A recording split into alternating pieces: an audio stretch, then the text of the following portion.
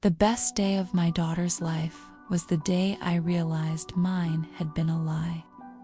Welcome back to True Betrayal Stories. I'm sharing something that still takes my breath away when I think about it the moment I discovered my husband's decade-long affair. Not in our bedroom, not through his phone, but standing in the back of a chapel watching our only daughter say "I do." This isn't just a story about infidelity. It's about the cruel irony of celebrating love while yours is quietly dying. It's about the choices we make when truth and appearances collide. Some women find receipts, others find text messages. Me, I found a wedding guest I'd never met, wearing my husband's college ring on a chain around her neck. This is my story. I was 47 when Sarah got engaged. My daughter, my beautiful girl, had found her person at 26, the same age I'd been when I married Robert. I remember thinking how full circle it felt, how perfect. Robert and I had been married for 28 years by then, 28 years of suburban life, backyard barbecues, college tuition payments, and the comfortable rhythm of long-term marriage. We weren't passionate anymore, but we were partners. Or so I thought. Robert was a good father, present at every recital, every soccer game, every parent-teacher conference. He traveled for work. He was a regional sales director, but he always came home, always called when he landed, always brought Sarah and me little gifts from wherever he'd been. Boston snow globes, Chicago deep dish pizza seasoning, Seattle coffee beans. I never questioned any of it. Why would I? We had date nights twice a month. We held hands at the movies. We were planning our 30th anniversary trip to Italy. I thought I knew what my life looked like. I thought I knew who I was married to. The wedding planning consumed us for 18 months. Sarah wanted everything perfect. The venue, the flowers. I threw myself into it completely, helping her choose between ivory and champagne, debating seating charts, addressing 400 invitations by hand because Sarah wanted them to feel personal. Robert seemed distracted during the planning. I'd catch him staring at his phone with this small smile, and when I'd ask what was funny, he'd say just work stuff and put it away. He traveled more that year too, 3- and 4-day trips that used to be overnight.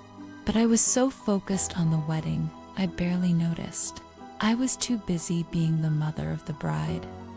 The day before the wedding, Robert seemed off, nervous almost. I remember teasing him about it. "You're not the one walking down the aisle tomorrow," I laughed. He gave me this strange look, like he wanted to say something. But then Sarah burst in with a last-minute seating crisis, and the moment passed. The wedding day was perfect. 72 degrees, not a cloud in the sky. Sarah looked like something out of a fairy tale in her grandmother's veil. I cried. Doing her makeup, Robert walked her down the aisle, and I saw him wipe his eyes. I thought, this is what we built. This moment, this family, this love. The ceremony was beautiful. I was in the front row, watching Sarah's face glow as she looked at her soon-to-be husband. I was so lost in the moment that I almost didn't notice when Robert excused himself, squeezing past me to step outside. I assumed it was nerves, or maybe he needed air. The father of the bride, overwhelmed with emotion. But he didn't come back. 5 minutes passed. The officiant was asking for the rings, and I glanced back, looking for Robert, wondering if he was okay. That's when I saw him. Through the small window in the chapel door, he was in the courtyard, and he wasn't alone. A woman stood with him. Tall, dark hair, probably mid-40s, wearing a navy dress I didn't recognize from the guest list photos I'd memorized. They weren't touching, but they were standing close. The way people stand when they share secrets, when they share history, and then I saw it. She reached up to adjust something at her neckline, and there it was, a silver chain, and hanging from it, a ring, a men's college ring, Robert's college ring. The one he told me he'd lost years ago while golfing. My vision tunneled. The chapel, the music, Sarah's voice saying her vows, it all became white noise. All I could see was that ring swinging gently against her collarbone like it belonged there, like she had every right to wear it. Robert saw me looking. Our eyes met through the glass. His face went completely white. He said something to her I couldn't hear what tanned. She turned, following his gaze to where I sat frozen in the pew. For just a second, our eyes met too. And in that second, I saw something that made my stomach drop. Pity. She felt sorry for me. Robert came back inside, slipping into the pew beside me just as Sarah and her husband were pronounced married. Everyone stood to applaud. I stood too, mechanically, watching my daughter kiss her husband, start her new life, while mine crumbled in real. We need to talk, I whispered to Robert.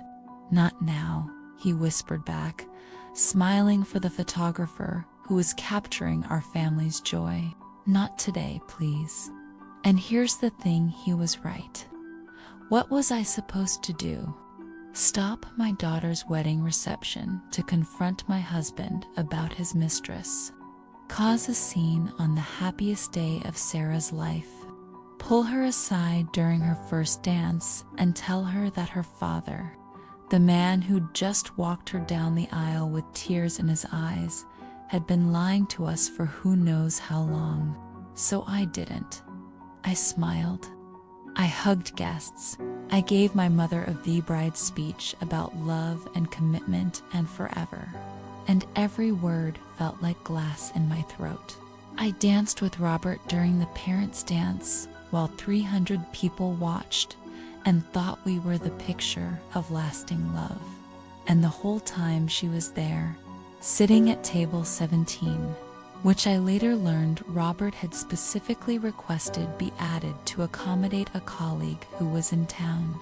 She ate our catered dinner, drank our champagne, watched our daughter's first dance. She was at my family's celebration, wearing my husband's ring, and I had to pretend everything was fine. Have you ever had to smile through the worst moment of your life because everyone around you was having the best moment of theirs? Because I did. For 6 hours I smiled. I laughed on cue. I cut the cake and threw the bouquet and sent my daughter off to her honeymoon with a face full of happy tears. And then I went back to our hotel room with my husband of 28 years and waited for him to explain why another woman was wearing his ring. If you're watching this and you see yourself in my story, if you've ever had to choose between your pain and someone else's happiness, I need you to hit that subscribe button.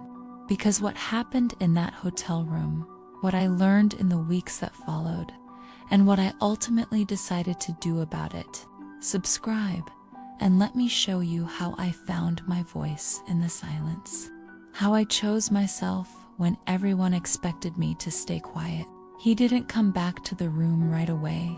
I sat there in my mother of the bride dress, makeup smeared from crying in the bathroom during the reception's final hour, waiting. When he finally walked in at 2 a.m., he looked exhausted, defeated. Her name is Monica, he said, not even waiting for me to ask. We've been together for 11 years. 11 years. Our daughter had been 15. I'd been 36.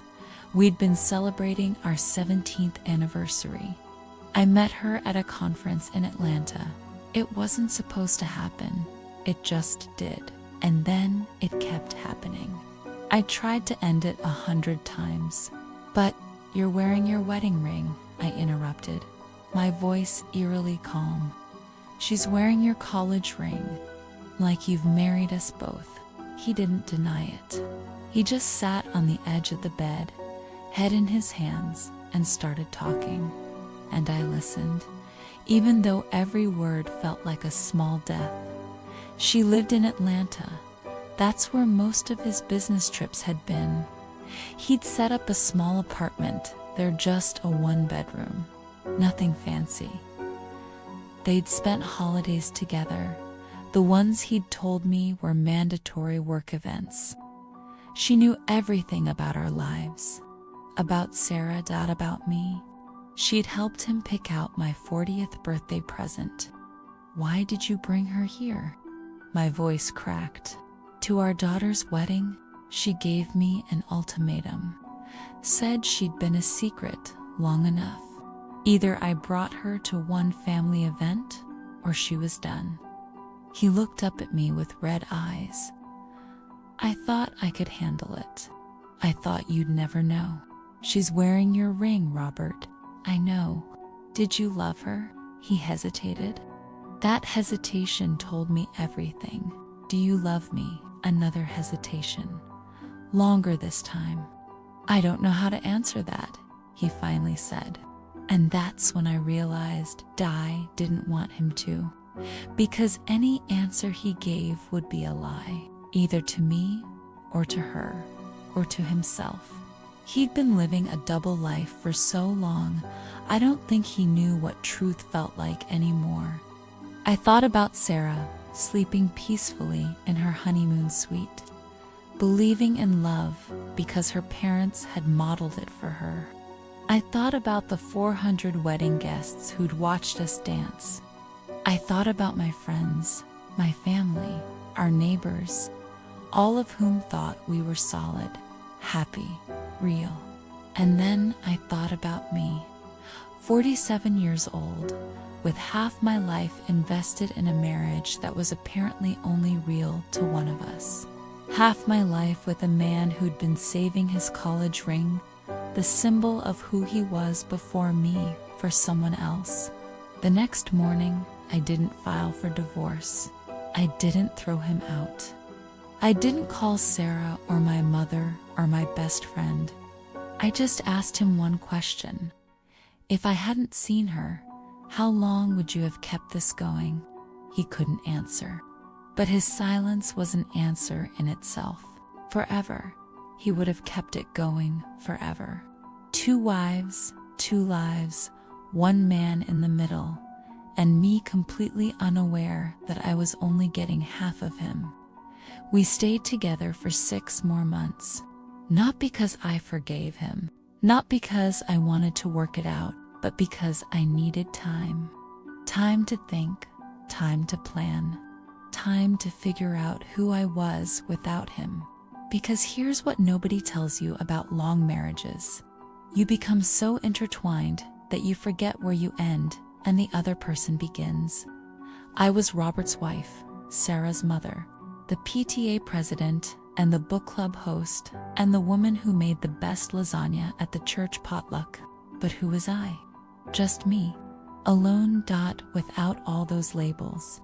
I started seeing a therapist, joined a gym, opened a separate bank account. I told Sarah the truth 3 months after her wedding, during a lunch where I'd planned to fake my way through talk of honeymoon photos. She cried. She was angry. She felt betrayed too, not just for me, but because her entire childhood felt reframed now. All those business trips, all those times Dad wasn't there. He'd been choosing someone else. But she also said something I'll never forget. Not me, not anyone. You're allowed to choose yourself. So I did. I filed for divorce on our 29th anniversary. Robert was devastated. He'd thought, somehow, that we'd get past it. that I'd accept the apology and the couples counseling he was suddenly willing to do, and we'd rebuild. He couldn't understand why I was throwing away 3 decades over one mistake. But it wasn't one mistake. It was 4,000 days of mistakes. It was 11 years of choosing her every time he said he was choosing work. It was bringing her to our daughter's wedding and thinking I'd never find out. It was lying so smoothly, so consistently, that I'd never even thought to doubt him. And it was also this: I deserved someone who didn't have to choose between me and someone else, who didn't need an ultimatum to acknowledge my existence, who didn't keep a spare life in Atlanta for when our life got too mundane. The divorce took 8 months. I got the house. He moved to Atlanta. Last I heard, he and Monica got married. I hope they're happy. I genuinely do, because I'm happy too, and that would have been impossible if I'd stayed. I'm 50 now. I live alone in a house that finally feels like mine. I redecorated every room, got rid of the furniture we'd picked together, the photos of us, the coffee maker he always used. I painted the bedroom walls pale yellow because Robert hated yellow, but I've always loved it. I got a cat named Miso who sleeps on his side of the bed. I started teaching art classes at the community center. I traveled to Italy by myself, the trip we were supposed to take together, and it was better alone. I joined a divorced women's support group and made friends who understand what it's like to rebuild from rubble. And slowly, I remembered who I was, not Robert's wife. Not the woman who got betrayed at her daughter's wedding, just me, whole. Enough. Sarah got pregnant last year. When she told me, she cried and said she was sorry I'd have to share grandparent duties with Robert and Monica. I told her the truth. I wasn't sharing anything. I was getting exactly what I deserved: a grandchild to love, a daughter who respected my choices, and a life that was completely, undeniably mine. I didn't lose him at Sarah's wedding. I lost the illusion of him, the fantasy of us, the story I'd been telling myself about who we were and what we'd built. But I found something better. I found the woman I'd been before I forgot she existed, and she was worth the wait. Betrayal doesn't just break your heart. It breaks the story you've been living in. And sometimes that's the greatest gift it can give, you the chance to write a new one. Thank you for watching True Betrayal Stories. If my journey resonated with you, if you've ever had to choose between staying quiet and choosing yourself, leave a comment below and tell me. If you could go back to the moment before you knew, would you choose to know the truth? Hit subscribe for more stories like this, real, raw, and told from the heart. And remember, your story isn't over. Sometimes it's just waiting for you to become the author. See you in the next one.